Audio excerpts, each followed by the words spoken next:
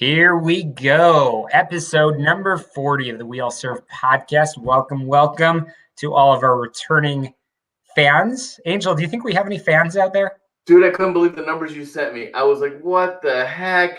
It doesn't mean that they're fans. They might just like entertainment and like making fun of us.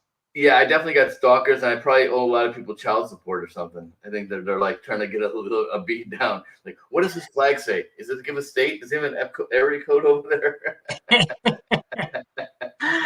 No, super excited. Episode 40, and this is the countdown to the big 5-0. Once we get to 5-0, then I think then it means we're like real grown-ups.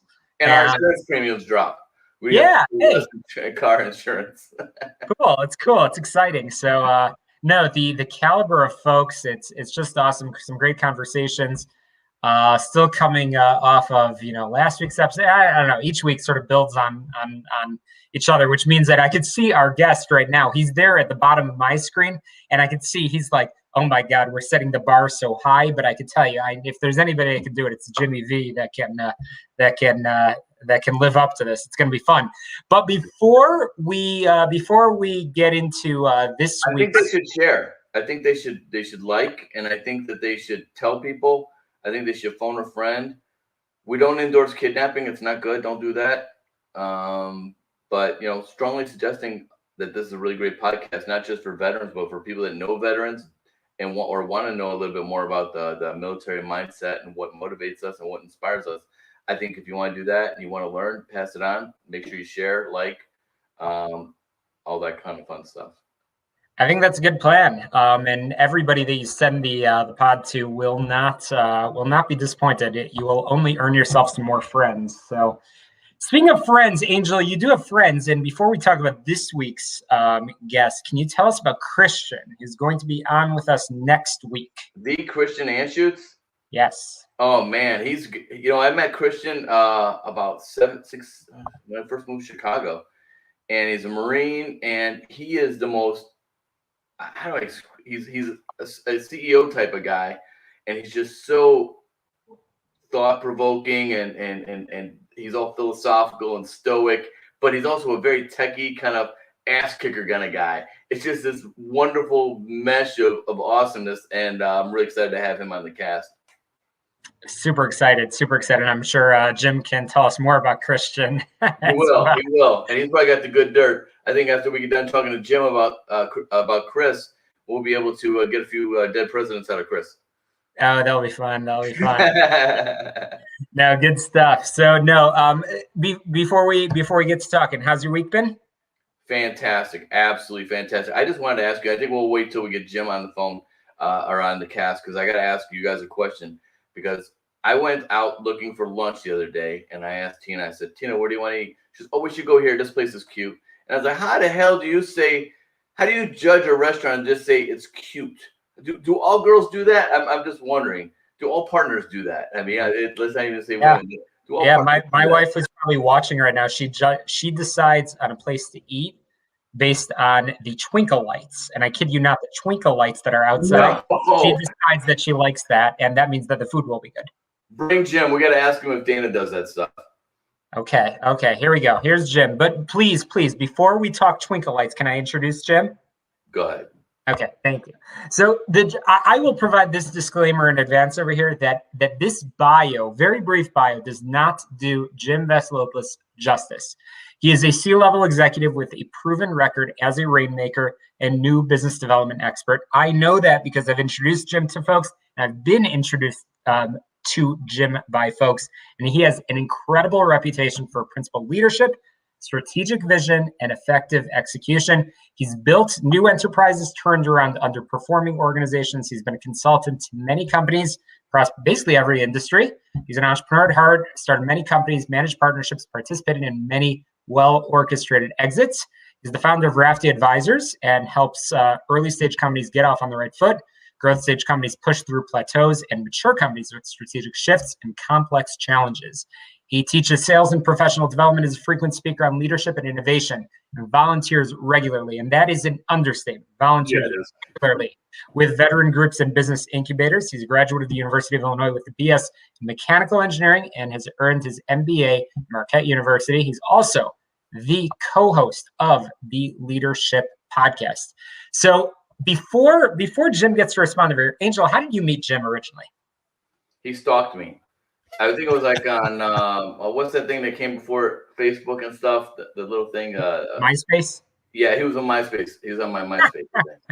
No, we met on a Project Reload retreat, and I think I knew him for like 15, 20 minutes, and I just started up the company, and I was like, this guy seems to know what the heck he's talking about. And I said, and I still, he remembers we talk about it all the time. And I'm walking around the corner of the bar, and I was like, hey, Jim, you run companies and stuff. He goes, yeah, a little bit. I dabble, right?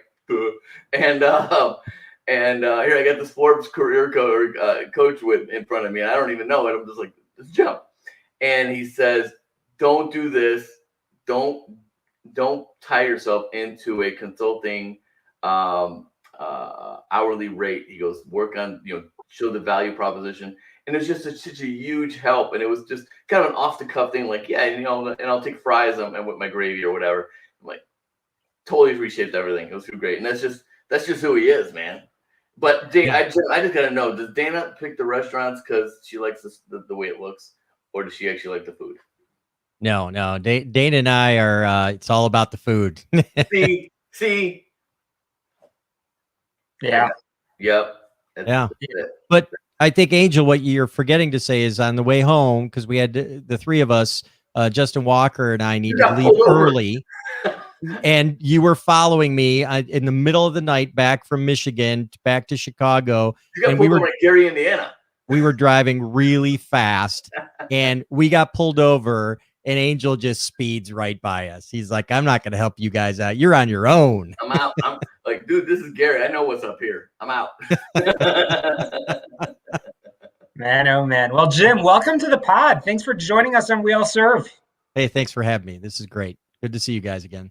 Oh man, we've been wanting to have you on here for a while, and you're one of those rare guys that, I mean, there's some people in business that are, people are very opinionated one way or the other because their belief system and everything. You're one of those guys that no matter who you kind of run into, it's always, oh, Jim, right? And it's always that. And I think that's kind of your character and your charisma.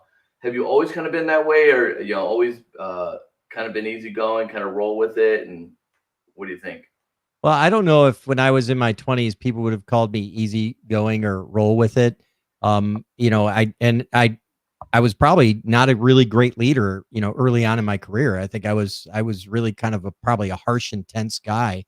You learn, you get better, you improve the way you kind of manage and lead. But I did have, I think, really good role models. I credit my parents, my grandparents, very even keeled, very, open-minded, very willing to consider both sides. I remember my mother saying, like, you would never want a better juror on a trial than your father, because he's going to look at every side. He's going to be fair. And, that always kind of stuck with me. Yeah. But, it's just one of those things where, you kind of, the apple sometimes doesn't fall far from the tree. And I think, I always tried to emulate the kind of way my parents approached life. And it's kind of where I am now. That's awesome. So the guy that didn't know much about leadership now is, if I see correctly on that microphone of yours, I see the Leadership Podcast is now the co-host of that show. So let's start there. What was that aha moment for you where you felt qualified enough, at least we're always continuing to grow and learn, qualified enough to host a leadership podcast? And tell us about who you talk to and what you do. Yeah, well, I think early on, I'll tell you a few things. I never really drew a distinction between management and leadership early on. It wasn't until in one of my companies, I really started having some conflicts with a particular guy. And I realized it was because leadership was really important to me, and he really was only seeing management. And it took me a while just to realize the big distinction there. So I really got interested at that point in like developing myself as a leader. Huge help for me. At the same time, I was like kind of getting involved in coaching youth sports and things like that. And I will tell you that inflection point, I just became such a better person across the board, a better leader, better manager, better salesperson, everything, better business person, better father. And so I took an interest at that point in time, but, starting a podcast, was not on my radar. And I became friendly with Jan Rutherford, a former Green Beret, successful business person. We, we're networking together. He does leadership training through his company, and he does these things called crucibles, where he takes you out in the wild and you climb mountains and glaciers and stuff like that with special forces soldiers that are exiting the military and entering civilian life. And the goal of those expeditions is to kind of help the special operations soldiers find like comfortable people in the civilian world, like guys you can trust. Because a lot of times you say, I've been on teams my whole life, and now I trust those guys in my life, and now I get out and, how can I trust this business guy? And so you do something really difficult and they trust you. And Jan and I were talking about doing some businesses together, and I had already run some businesses and I had partners, and I was like, I don't think I want to do that again. I've got my own thing going. I don't want to have another partner. And he kept on asking me, and I kept on saying no. And then one day he called me up and he goes, I got an idea. Don't say no yet. Just hear me out. And he goes, this guy he knew, Preston Pish, who had a podcast called The Investors Podcast, said he was eventually planning on doing a leadership podcast, but he's like, I'm never going to get to it. So he gave it to Jan, and Jan said, I want a partner. I need a partner. Preston said, we need a partner. I want you to be my partner. And I said, that sounds great. And then he didn't realize I said yes, and he kept on trying to sell me. And I'm like, dude, you're selling past the close. You're about to talk yourself out of a sale. Exactly. You've heard that before. And so, I was like, I wasn't trying to be an expert in leadership. I'm just curious about it. And I said, what better way to learn than to force yourself to read a bunch of books, talk to a bunch of smart people? I mean, come on, this is like a super fun hobby. So that's how I got into it. Now we're like 250 some episodes into it. We've talked to, generals, admirals, CEOs of companies, people like, Simon Sinek. I mean, we've had all kinds of crazy people we've had an opportunity to talk with. And, Dempsey, McChrystal. Yeah. It's just so much fun. Angel, he is so much more mature than us. He is so much further along. We need to grow up to be like Jim. Well, we had a kind of an interesting story. Like our get together story went like this. It was, and how the podcast came to be where it is. It's Jim going, hey, Angel, I can't believe you don't know Shalom. Dude, you guys need to talk. So then Shalom goes, hey, man, you want to be on our podcast? Okay. So I go on the podcast with him and Rob, and it went really well. I'm like, wow, this guy didn't completely bore us to death. Hey, man, you want to do the podcast with me? I'm like, okay. And we haven't offended anybody yet. But that was our origin story, and it goes really well. And I love what gets me really happy about this, and I'm sure you get the same thing, Jim, is it's good to have the light bulb moments. But for me, it's the feedback that we get from our community and from the people that listen and view us and see the impact. And I'm like, dude, I do this for free, but if I could do this for a living, that'd be awesome. But it just really fuels my soul. And I think Shalom's exactly the same way. And we're just like, dude, we get excited. Like we're planning meetings. Like it's going to be like this. We're going to have this guest. And we like turn into little 8-year-olds, like with their Tonka trucks and stuff. It's fun. Right. And what I wanted to find out is I know that we met through the Relo experience. And how did you get connected with Project Relo? And can you talk to us a little bit about it and the direction? And with it, it's evolving a little bit right now. Yeah, next week you're going to get a heavy dose of Relo from Christian, who is one of the co-founders. People don't realize there's another guy, Mike Knutson, who was also at the very early stages at the founding of Relo. And I had been friendly with Mike for years. He worked at UL with Christian. Everyone kind of worked at UL in the beginning for a while related to Relo.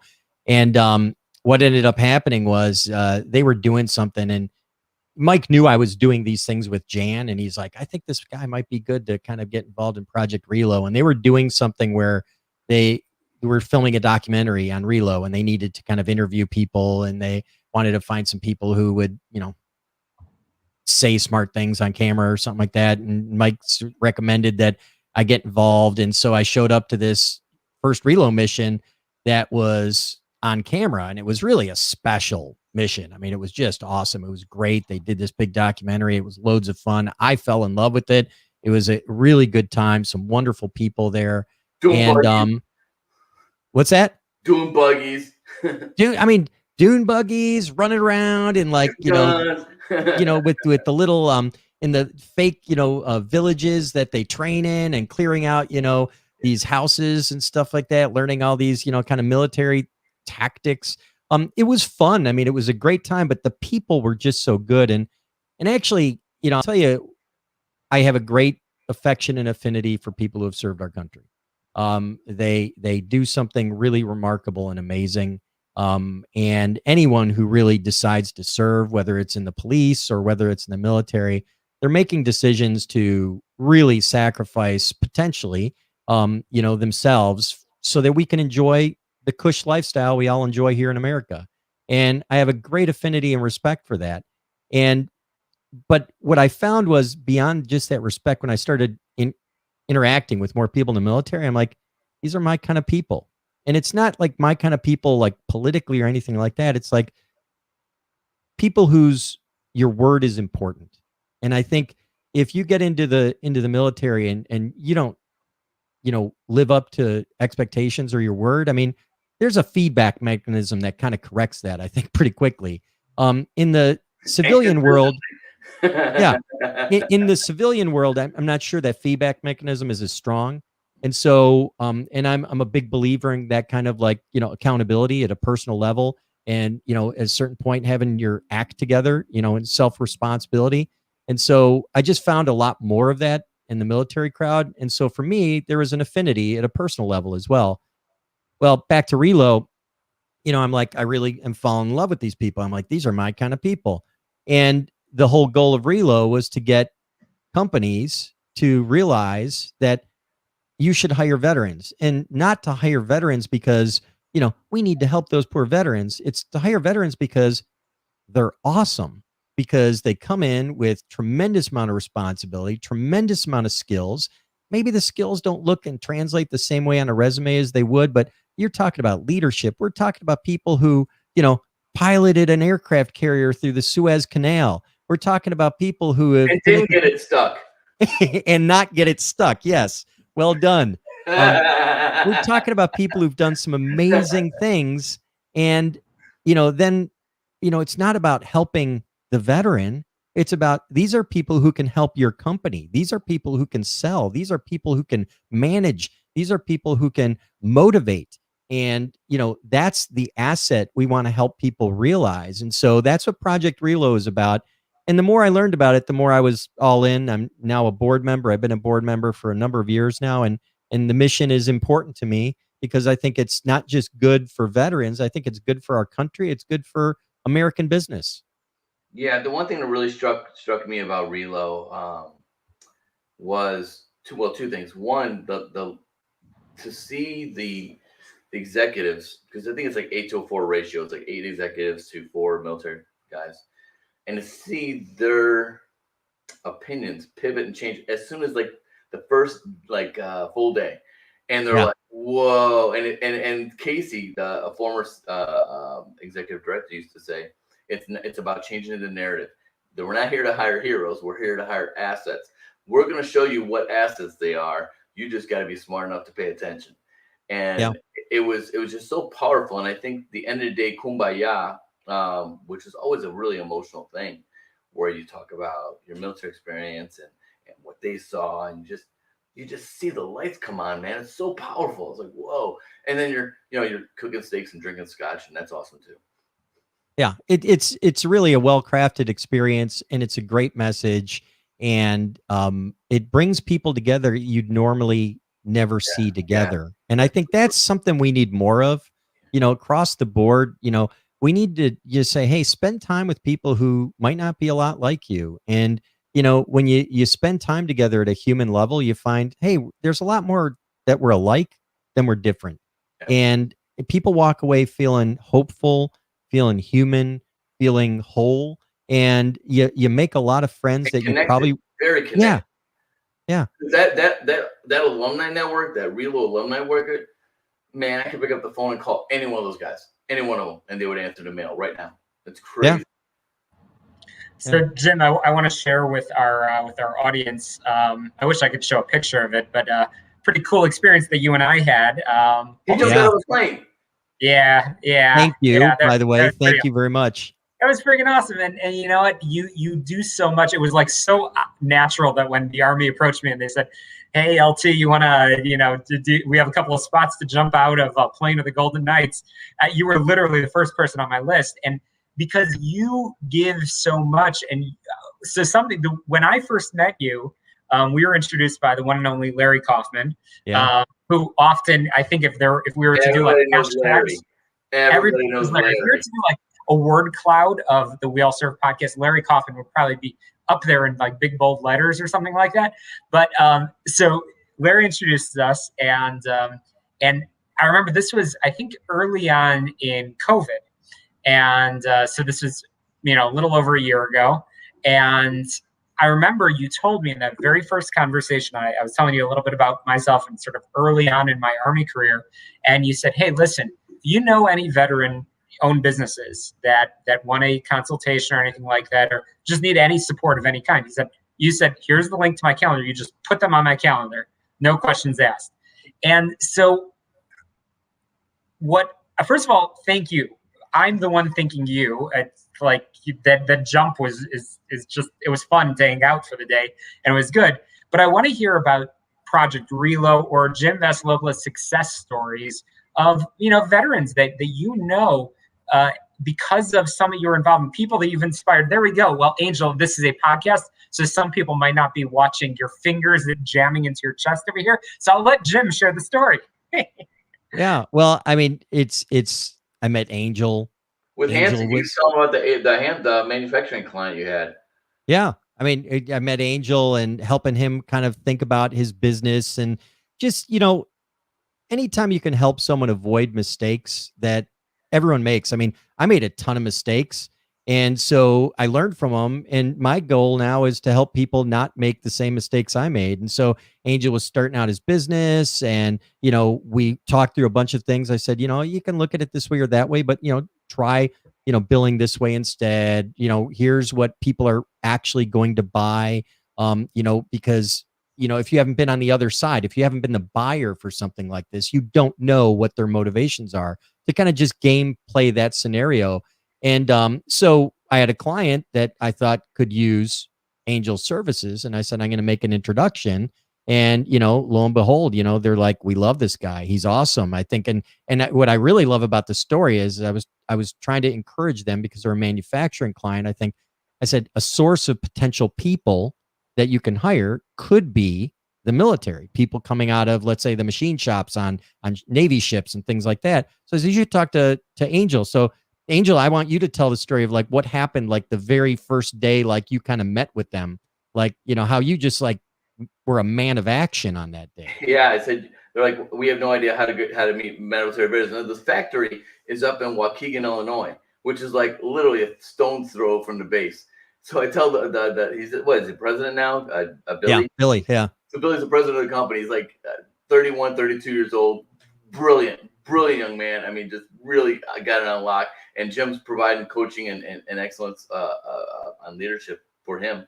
And I said, "Get in the truck." He's like, "What? Get in the truck. We're going to meet we're going to the base. I'm going to introduce you to the CO and the XO and all these. These are all my buddies. And we're going to go hang out with them and drink beers, and it's going to be great." And he's like, "Jim, this guy actually took me over there, and I actually met all these military people, and I really want to do this." And it was like, took off. Yeah, it was just perfect. But, a lot of times the good things happen in life and in business really is just by, hey, trust me, this guy's going to take good care of you. Yeah. And, and it's easy. I think, I think my odds are much better with military veterans because, you tend to be a man of your word. You're like, "Are you going to take care of him, Angel?" Absolutely. And he does. And he takes care of him in style. It's not like, "Oh, I'll think about it and I'll get back to you. I'll write a, finely crafted email." It's like, "No, jump in the truck. Let's go. Let's meet the real people. Let's make it happen. Let's get stuff done." And, I think we need more of that. And as an entrepreneur, most of my career, that's what it's all about. It's not about like coming up with a business plan. I'd be like, "Yeah, business plan's like nice, but like you got to do stuff. You got to like have to try stuff, get feedback." Just like you guys were talking about how nice it is to get feedback on the podcast, like how that's fulfilling. anytime you have a business, the more feedback you can get, the sharper your business is going to be, because you're going to learn what people really want, what they need. And most people are too afraid to get it. They're too afraid to go out there. They're too afraid to be vulnerable. And, but that's the kind of stuff you got to do. You can't be afraid. That ties into what you said about the military guys. Is when I think about that instance, it was about building my business, and I wanted a new client and someone that was going to really gel with what I was executing, delivering. But the other half of that was loyalty to you and the trust. And this guy has a steady client, and he trusted me with that client. I would never. And most military people was like, I never want to let this guy down if he trusted me. That's worth something to me. That relationship is worth something to me. It's one that we strive to protect and preserve and promote. Yeah, I've got so much respect for that. It's there's another reload guy, Carl Cox, and met him on a mission, Navy guy, really sharp guy. He was, when I met him, we bonded pretty quickly because we were throwing movie quotes around, and we just had a good time, and we were giggling and laughing, while we were doing all the exercises. And afterwards, one of the evenings, when we were kind of all, our guard was down, we were all kind of humbled.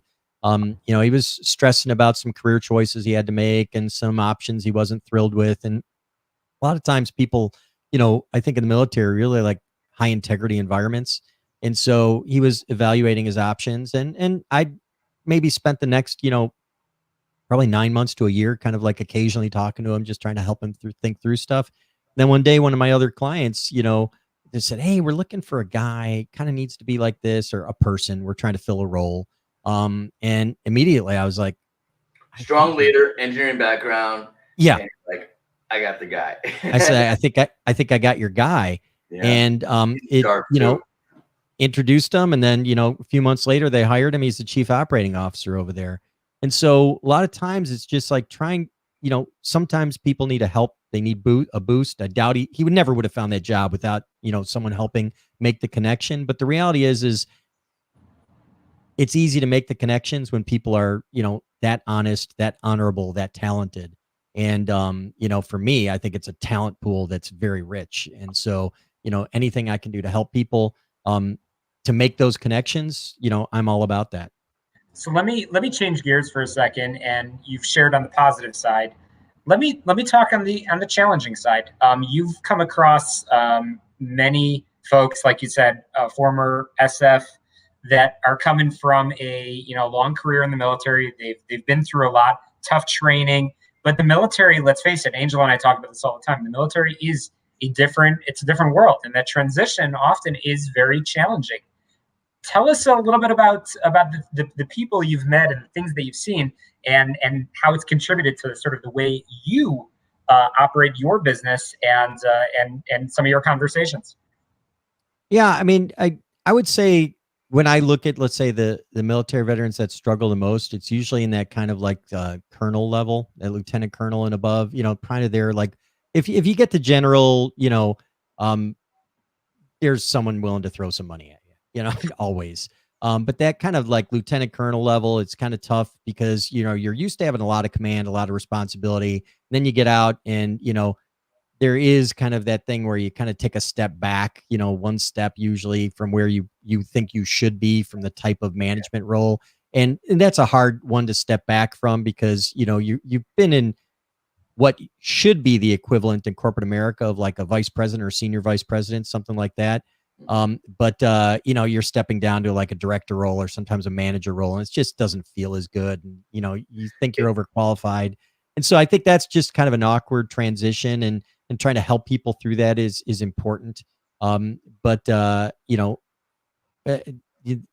Sometimes there's just not that much you can do about it. I think, you got to set aside what your expectations are and just deal with the realities of your situation. And sometimes you got to realize you got to relocate in the right place. It's like, well, I want to relocate over here. It's like, well, just realize, I was talking with a guy not too long ago. He's like, here's where I want to relocate. And I said, great. Have you looked at the top 20 companies in that city? And, I said, I'm going to pull it up on the web and let's take a look at the top 20 companies. And the top 20 employers in that city were like, there were only 2 or 3 of them that were like really like what he was looking for. I said, you may want to raise your family there, and I'm not going to hold that against you, but don't try and be upset with the world when you can't find the job you want because you decided to live there, because there just aren't those jobs there. And I think that connecting the importance of, let's say, I feel kind of bad because you're in the military and people tell you where to live for how many years. Here's where you're going to live. Uproot your family, live over here. And you finally get a say in where you want to live. And then maybe it doesn't jive well with what you want to do. The economy drives it. That's kind of, I feel bad for that, because that's a sacrifice that, is tough, not just on the veteran, but on the family. And it's tough on the kids and all those things. But the reality is, should the world be that way? Probably. I wish it weren't, but it is. And we have to deal with those realities. Yeah. I spoke with a colonel and the conversation was very similar. Artillery guy, 06, Army, Eric, or Dorn Forces War College and stuff. And I said, I was like, you're walking into these conversations with your boots on, man. You got to take your boots off. and he just kind of looked at me and he said, I think I get you. I was like, first of all, you need to reestablish what your identity is. I was like, your identity today is not what your identity was yesterday. Okay. Your identity is you have limited skills in corporate. I do too. And I was like, I'm a rookie. I'm a guppy right now. And that's okay. But we're not always going to be guppies. And we're going to go ahead and spawn. We're going to do things and it's going to happen. And it's going to happen at a much more accelerated rate than our counterparts. So don't focus on the right now. It's a process. And once you had that conversation, it said, no, don't be your own worst enemy. Ask questions productively. And it was basically everything you've told me over the years. And he's just, the light came on. He's like, okay, I got it. Put your boots away, dude. Just put your boots away. Yeah. It's, I've often found that, if you have done difficult things in the past, you're confident you can do difficult things in the future. You just have to realize that there are more difficult things yet to come. You're not done. It's terrifying, though. It really is. It is. For all of us. I mean, can you tell us a little bit about I'm sorry, Shalom, did you want to go? No, you're good. So the Forbes thing, I see it all the time on social media and how you're a contributor. And so can you talk a little bit about what that Forbes Council, coaching council is and how you got involved with it and what it is to you and us? Yeah, well, I mean, I'm honored that they said, hey, come and, write some articles and stuff like that. It's, I wouldn't say it's probably as selective or as fancy as it sounds. I think, but fancy as it needs to be. Yeah. They, you get nominated, someone nominated me, I was accepted. To be full disclosure, I do pay every year to be part of that. But the reality is, I did get nominated, I did get accepted, and they let me write articles for Forbes. And so, I write articles. They invite you to participate in kind of panel questionnaires. There's a bunch of other things you can do that I probably should do, but I don't. But I think it's what I like about it isn't that it's Forbes. What I like about it is it kind of forces me to occasionally put my thoughts down on paper. And I think just like anything else, when you finally put pen to paper to put down a thought, I think it ends up getting better. It ends up getting sharper. It ends up getting cleaner. And I like the fact that they kind of force you to get it down to a certain word count because, I can write a lot of words, but to make your point in a smaller amount of words really takes time to, you have to be a cleaner thinker. And so what I push myself to do is, at least, 4 or 5 times a year, write a good article, get that out there and really clarify some of my thinking. And, that's what I do with the videos that I put out and other things. It's just ways to say, here's something I think is important. I'm going to try and distill it down into something you can read in 5 minutes or listen to in 2 minutes. And, hopefully someone watches a video or reads an article and says that helped me. And, that to me makes me happy. The feedback. Yeah. So my last question for you, Jim, is, reflecting now as you sort of look at, the podcast, your involvement in Forbes, the business, and all of your volunteer efforts. Did you ever imagine, as you were growing up, that you'd be hanging out with so many, military leaders, and sort of that it would be a part of your life right now. Because I'll tell you, I'm biased. I met you through that connection. But when I think of you, the first thing that comes into my keywords is basically military supporter. I think of you in supporting folks that serve. And that's why it is such a natural that you are here. We all serve, frankly, long overdue, because service is not just about putting on whatever color uniform. It is really, you exemplify service in the biggest way. So what he's the first non-veteran too, by the way. He's the first one we've ever had that's on this cast that hasn't been a military veteran. Wow, I'm honored. Yeah, it was really important to us. But honestly, that's not even, no, it's not. It's not. But it's significant. Oh, it's a good, very good point. The reason it doesn't even stand out is because you fit right in. You probably know more about service than some of the folks that put the uniform on every day. So I guess just sort of closing reflections, and that's my final question. I'll turn it over to Angel. But how does it feel?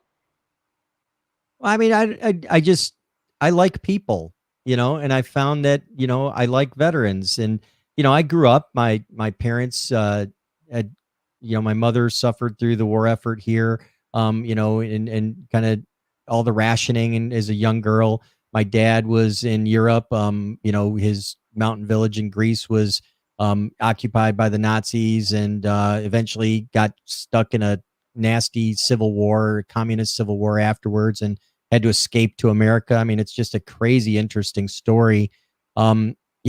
My grandfather on my mother's side fought in 2 Balkan wars, came to the United States, and then decided to fight for the United States in World War I. So, he served. My uncle served in the 82nd Airborne. And I never really thought about the military too much, but our family was always had a great deal of reverence for the military, and a great deal of appreciation for freedom. And so what the military does and what it stands for is not lost on me. And so serving in the military is important.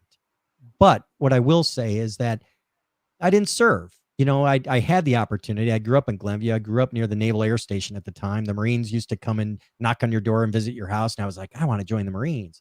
And, but I didn't. And I had, at the time it was the Cold War. It was kind of boring. So I didn't, but I think that reverence came back alive just because of the way I was raised. And, it was like, this is my chance to serve now, is to help people. And you do. I mean, it's such an impactful, like the whole pebble in the lake thing analogy just comes to mind. You dropped a shitload of pebbles. That's what I want to be known for. That's it. Jim is my shitload of pebbles guy. Oh my God, that's too funny. And I will tell you that I love the military sense of humor. When we get together on Project Reload missions, I mean, it is just so much fun. There is so much laughter. Your face hurts, your stomach hurts, just laughing the whole time. Oh my gosh, some of the funniest people I know are in the military, and it just I tell you, it's fun. And I treasure the relationships I've built. I mean, these aren't just people who, I'm helping because I feel it's a cause. It's like I want to help good people. And, whether you served or not, if you're a good person, I want to help you. It just found that, like, within the military ranks, I've just high proportionate of just really wonderful people. I'm excited that you're finally done with your floor and you're done being a constant, perpetual procrastinator, and you can continue to work on that book, because I can't wait to buy that sucker when it comes out. I made a lot of progress lately. I made a lot of progress. Yeah. I'm excited. We'll talk offline about that. I'm really excited to get that out there, man, and to drink it up. Yeah. I don't have anything else. I was going to talk about what's next, but we already talked about the book coming down. Jim, just thank you so much for everything you do, and for being on our cast and honoring us, and for everything you continue to do. And I love you, brother, and your family, and just thanks. Likewise, my friend. All the best. I really appreciate both of you. I love you both. And anything I can do for you, or any other veteran out there, send them my way. I'll do my best to help them out. Appreciate it, brother. Thank you. And Jim, you do have a business. Some may forget that you do have a business. How can people get a hold of you? Get in touch. Put it on the banner, raftiadvisors.com. There we go. Yep. We don't even need Jim over here. Jim, you could go. We're good. I got to speed that. You're a marketing guy. I like it. No, it's good. But actually, while that's going up there on the screen, Jim, can you actually plug our next guest, Christian? Yes, Christian Anschutz is very successful businessman. Happened to spend some time in the military as a Marine, but once a Marine, always Marine. He's, I think you guys said it earlier, exceptionally articulate, exceptionally thoughtful, a wonderful kind of supporter of veterans and anyone in the military. And he is really the visionary and the brains behind Project Reload, which is a wonderful organization, which I'm honored to serve on the board of, that I think is making a material difference in the lives of many people. And I think if you're interested in learning more about Reload, we've talked about it a lot tonight. Listen to next week, because you're going to learn a lot more and get it straight from the source. Super excited for it. We'll be right back here, same bad place, same bad channel. And be sure to click subscribe, rate, review, and share all of our episodes, so you won't miss next week's episode with Christian. So, Jim, again, thank you, and looking forward to continuing to do good things together. Maybe we'll do some like deep sea diving with the Navy at some point. Who knows? I'm doing my virtual Benny Hill, and I'm tapping you guys on the head like this. I still can't believe we jumped out of a plane together. That was crazy. That was awesome. That was so awesome. That was so awesome. So good. Great times. And again, just continuing to serve together. That's what it's all about. So thank you so much for all that you do. And again, looking forward to episode 41 of We All Serve right back here next week.